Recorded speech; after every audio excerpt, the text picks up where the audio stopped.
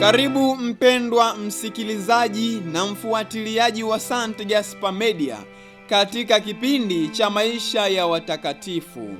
Leo tarehe 13 ya mwezi wa 7 tunasikiliza na kutafakari juu ya maisha ya mwenye heri Karoli Emmanuel Rodriguez Santiago, mtume wa liturujia, na pia maisha ya mtakatifu Henrico, kaisari wa Ujerumani.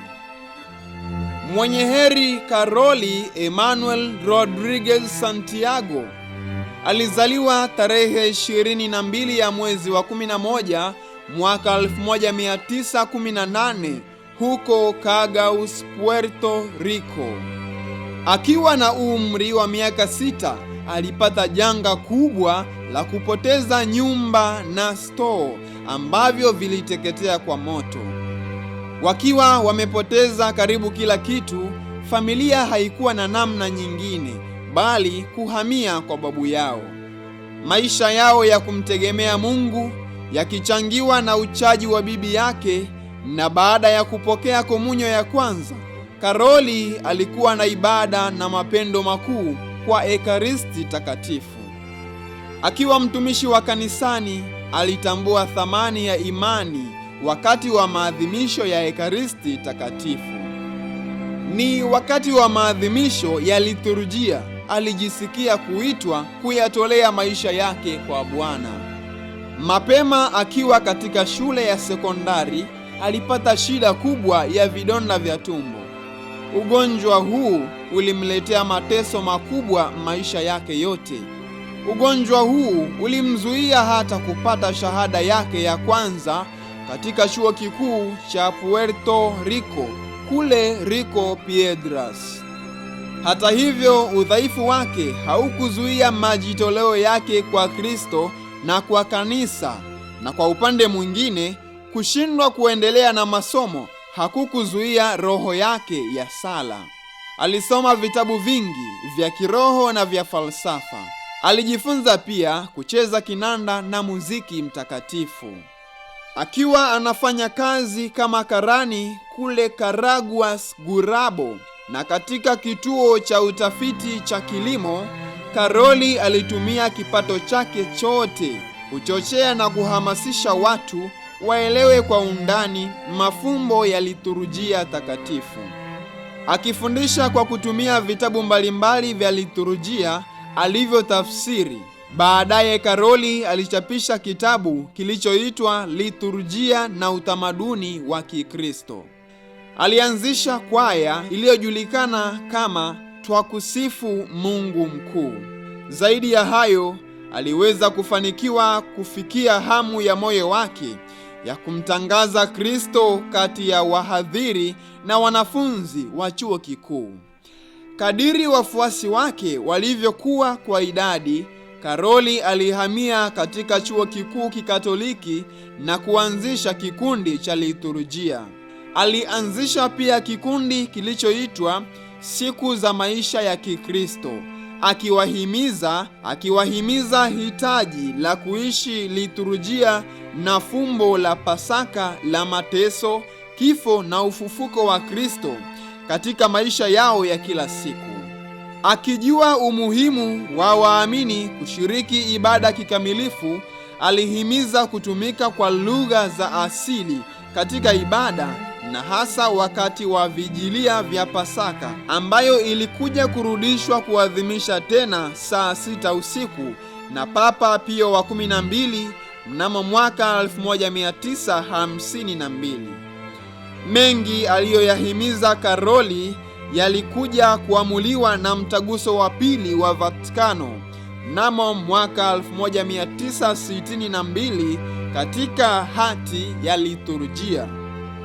Ingawa hali ya Karoli kiafya ilikuwa inashuka, roho yake ilibaki kakamavu, akivumilia mateso kwa furaha, akijua kuwa atafufuka katika Kristo. Alionyesha kwa mifano namna ya kuadhimisha liturujia kwa furaha na kuishi kwa furaha na matumaini yaliyoletwa na Kristo katika ufufuko wake. Ili kusisitiza hii, alitumia kauli mbiu tunaishi katika kesha la Pasaka. Kufuatia upasuaji aliofanyiwa mwezi Machi mnamo mwaka 1963, alipatikana na kansa ya tumbo. Alipokaribia kifo chake, alipata ukavu wa kiroho, akidhani kuwa Mungu amemwacha. Hata hivyo, kabla ya kufa, akatambua kwa furaha neno alilolisahau, ambalo ndilo linaloyapa maisha yake maana, akawa tena na amani. Alifariki dunia mnamo tarehe 13 ya mwezi wa 7 mwaka 1963 akiwa na umri wa miaka 45, na alitangazwa kuwa mwenye heri na Papa Yohane Paulo wa pili mnamo tarehe 29 ya mwezi wa 4 mwaka 2001. Tafakari fupi inayotokana na maisha ya mwenye heri Karoli Emmanuel Rodriguez Santiago. Kiini na kilele cha maisha ya liturujia ni misa takatifu ambayo inatiririsha mikondo 7 ya neema, yaani sakramenti za kanisa. Liturujia ni maisha ya roho ya Kristo. Rejea ya mwenye heri Yakobo Alberion.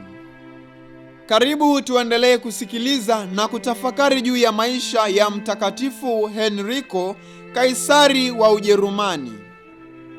Henriko alizaliwa huko Regensburg, mkoani Bavaria nchini Ujerumani mnamo mwaka 973. Wolfgang, askofu wa Regensburg, alimlea katika imani na uchaji wa Mungu. Baba yake alipokufa, alitawazwa kuwa mtawala wa Bavaria, akamuoa mwanamke aliyeitwa Kunegunda. Baadaye Henriko alichaguliwa kuwa mfalme wa Ujerumani. Akiwa mfalme, alifanya juhudi kubwa kueneza imani Katoliki katika nchi yote. Alijenga upya makanisa mengi yaliyoharibiwa wakati wa vita. Akamrudisha Roma Papa Benedikto wa 8 aliyekuwa amefukuzwa na papa wa uongo. Papa Benedikto alimuita mfalme huko Roma, akamvika taji ya ukaisari kama tuzo kwa kazi yake njema ya kumlinda papa na kanisa. Kaisari Henriko alijua vema vishawishi vinavyowasumbua watu wanaokuwa katika madaraka makubwa. Hivyo alikuwa mtu wa sala na mnyenyekevu. Kwa kusali, aliweza kushika moyoni mwake fadhila za unyenyekevu na uchaji wa Mungu alizohitaji kama kiongozi mkuu wa taifa. Alijitahidi kuleta amani na furaha katika utawala wake.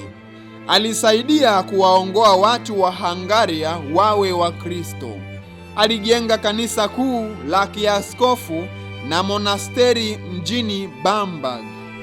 Alifanya bidii kutafuta fedha kwa ajili ya kanisa na akaweka akiba fedha nyingi sana kwa ajili ya makanisa na maskini kwa matumizi ya muda mrefu. Mtakatifu Henriko aliaga dunia mnamo mwaka 1024 na kutangazwa kuwa mtakatifu mnamo mwaka 1146. Itukuzwe damu ya Kristo! Milele amina.